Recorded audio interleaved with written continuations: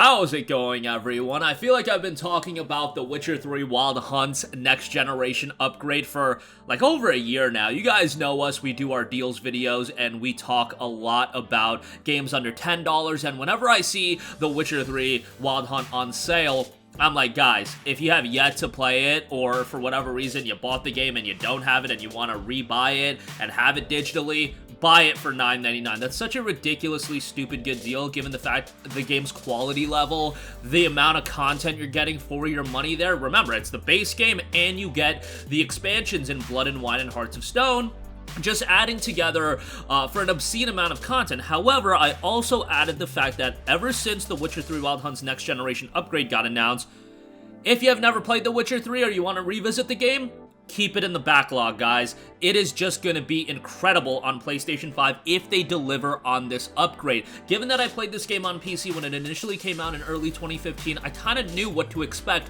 when the shackles really came off of the game. And not to say it wasn't playable on the PlayStation 4, it definitely was. And sometimes you guys think I make too big of a deal over 60 frames per second. I'm sorry, for me, in the year 2022, I find 30 FPS to be almost unplayable. I'm not going to say unplayable, but almost unplayable. And that's why with the Complete Edition, you're offering something to both parties. If you are the kind of person that thinks 30 FPS is fine and you want the highest visual fidelity, you're going to get that with the PlayStation 5 version of The Witcher 3. If you're like me and you want a game that looks really good, it plays really well, you're getting it at a consistent 60 frames per second, you have an option there as well. Of course, The Witcher 3 has two performance modes. You have the Ray Tracing Ultra Settings mode, and then you also have the Performance mode that prioritizes performance. I played the Ray Tracing mode a little bit just to see how it ran, and let's be honest, it looks incredible. It looks fantastic. For a game that's over 7 years old,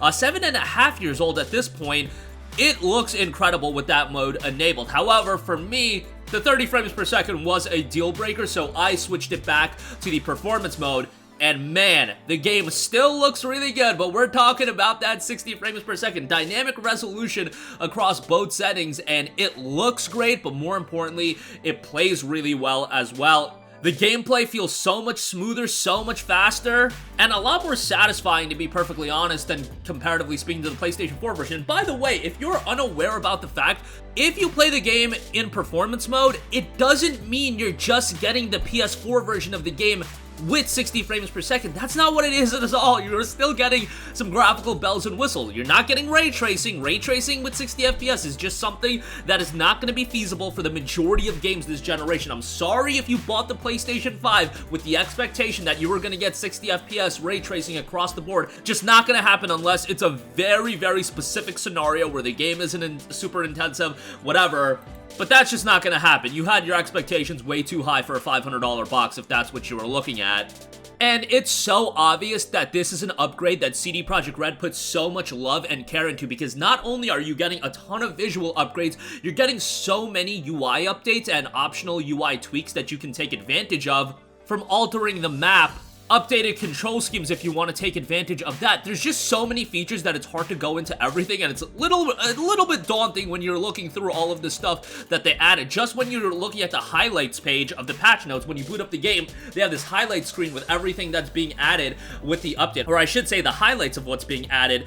And comparatively speaking to a lot of other games that are getting upgrades, it's obvious that CDPR went the extra mile with one of the most beloved games of all time. I know some people were a little bit down on the combat system of The Witcher 3. I don't really agree with that. I think it has a good amount of depth to it, given it's an open world action RPG. I find it pretty satisfying, and I find it pretty nuanced as well, with the different signs, different crafting potions, etc., etc. And obviously, from a narrative standpoint, it's one of the best games of all time. And I also do know a lot of people do not like the fact that on PS5, can't play The Witcher 2, you can't play The Witcher 1, you can jump into The Witcher 3 and still have a great time. Don't get it twisted, and there's enough lore pieces that you can still get incredibly, incredibly invested into the experience. And again, you're talking about a game that's going to be well over 100 hours. You are really getting your money's worth. The fact that this game is still selling for $9.99 is kind of insane to me. Now, obviously, it goes on sale for $9.99. You know me. I'm not gonna tell you guys to buy a game at like $40 when you can obviously get it cheaper, or $50, I believe, is the MSRP for The Witcher 3. I believe when it goes on sale, it'll still be $9.99. And, you know, I want you guys to save your money. So while I would say The Witcher 3 is a game that at any point in your life it's worth $50, you know, save your money and get it on sale when you can and experience the next generation update. And for those of you that have been holding on to the game in your backlog for all this time, for every time I recommended it, and I always prefaced it by saying, if you have a PS5, wait for the upgrade to come out.